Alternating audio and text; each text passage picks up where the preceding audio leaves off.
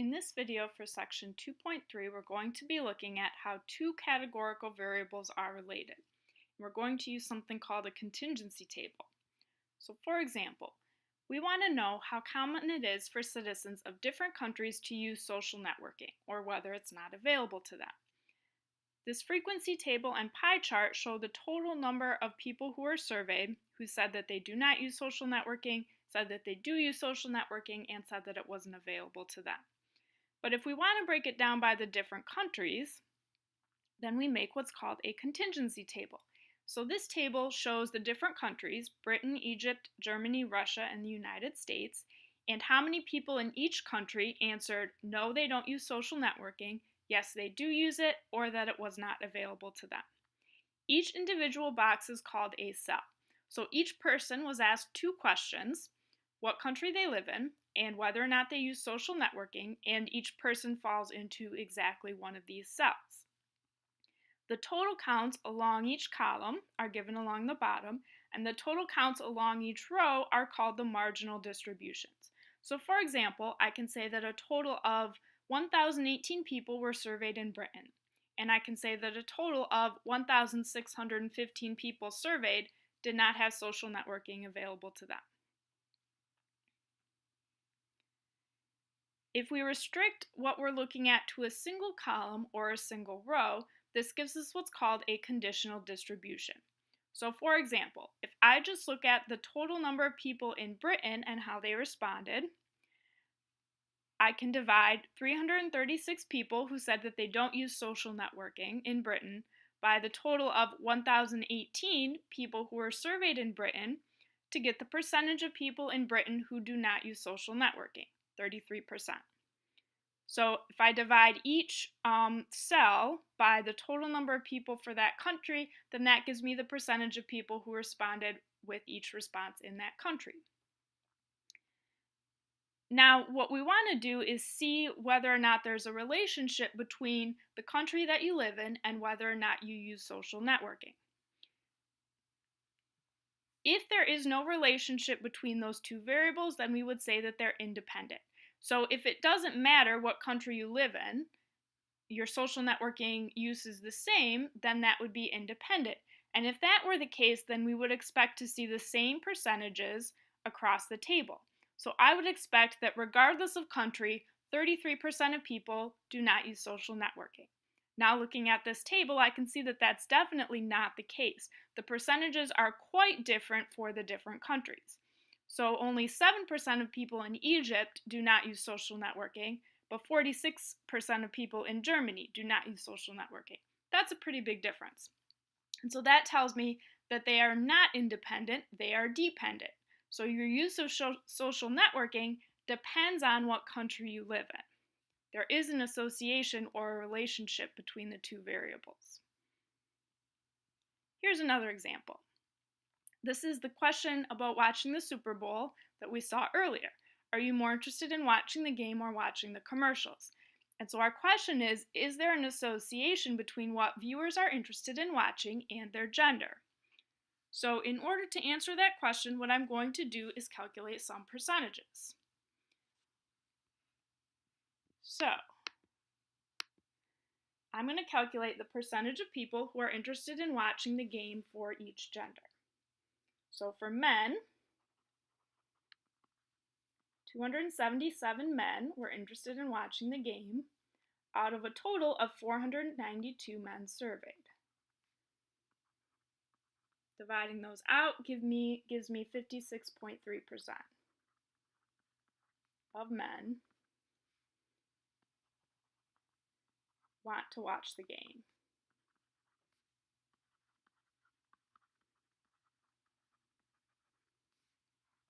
I'm going to do the same for women. 198 women said that they wanted to watch the game out of a total of 516 women surveyed. That percentage is 38.4%. Now I can see that these percentages are quite different. They're different by over 10%. So it seems that whether or not you want to watch the game does depend on your gender, because comparing these percentages shows that men are much more likely to want to watch the game than women. So yes, it seems like there is an association because the percentages are different.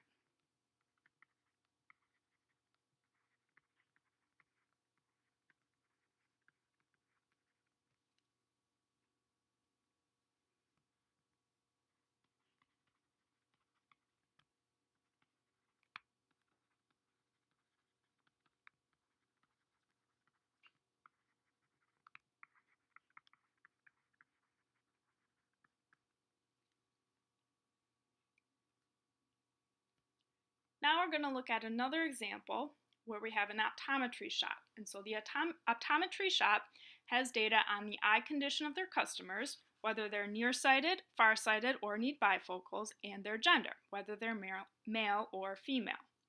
And so we're going to answer some questions here, starting with what percent of females are farsighted. So what we need in order to answer that question are the total number of farsighted females,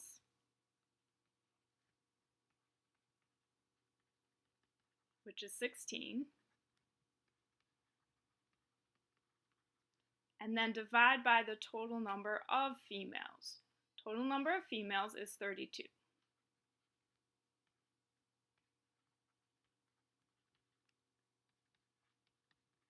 And if I divide those two, I get 50%. So 50% of the female customers are farsighted. Question 2. What percent of nearsighted customers are female? So I have 4 nearsighted female customers.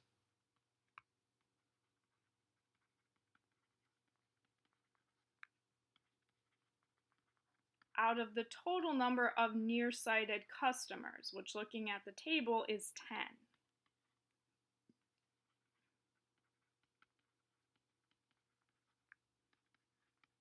4 out of 10 is 40%.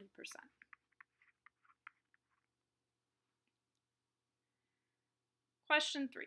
What percent of all customers are farsighted females? We have 16 farsighted female customers out of a total of 64 customers. So that's going to be 16 out of 64. And that percentage is 25%.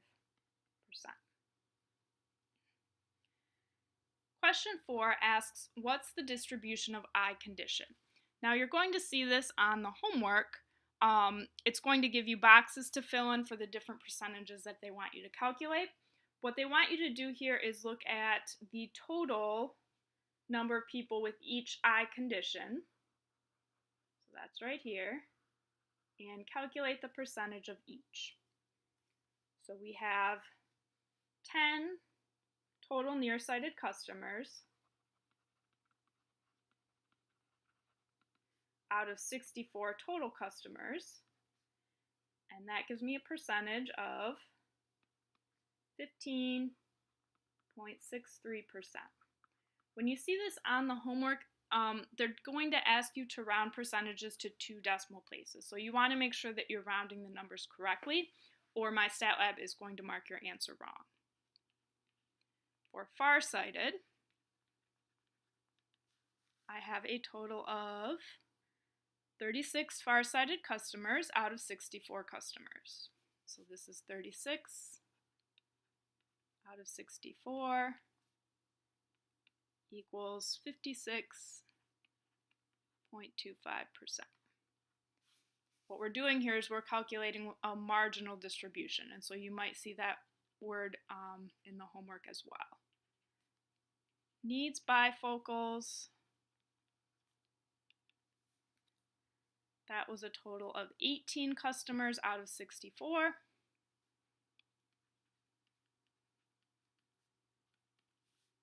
Or 28.13%.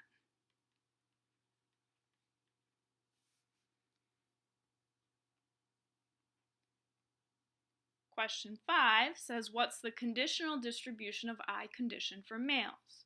So now, looking at our chart, we're looking at the male row where we have 6 nearsighted males, 20 farsighted males, 6 males that need bifocals, and a total of 32 males.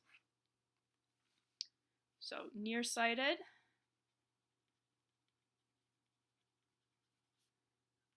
was 6 out of 32, which is 18.75%.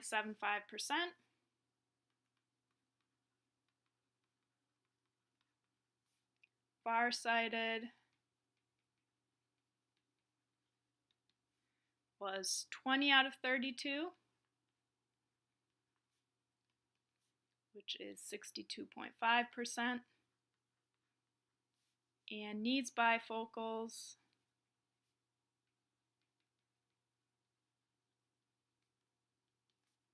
also 6 out of 32, 18.75%.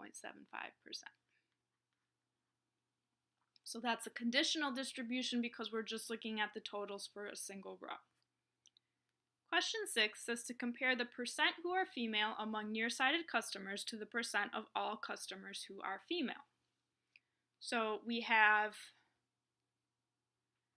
among nearsighted customers, 4 out of 10 nearsighted customers are female. Our total number of female customers is 32 out of 64 total customers. So among nearsighted customers,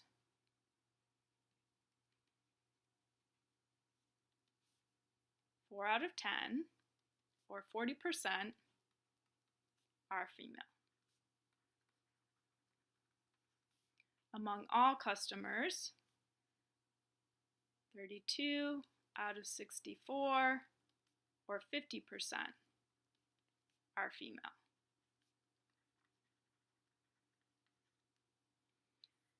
And lastly, question 7 says, does it seem that I condition and sex might be dependent? Explain. So what we're going to compare here are these two percentages from question 6. 40% of nearsighted customers are female. So if they were independent, then we would expect that 40% of all customers are female. But that's not the case. We have a higher percentage here of all customers that are female.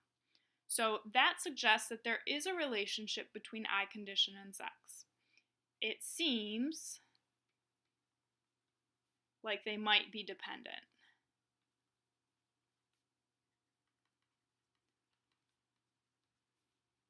Because the percentages are different. Now they're not different by that much.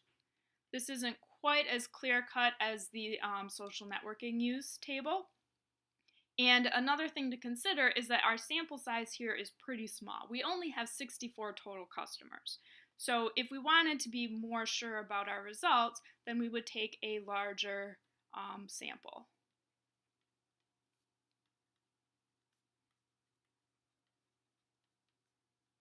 So it seems like they might be dependent because the percentages are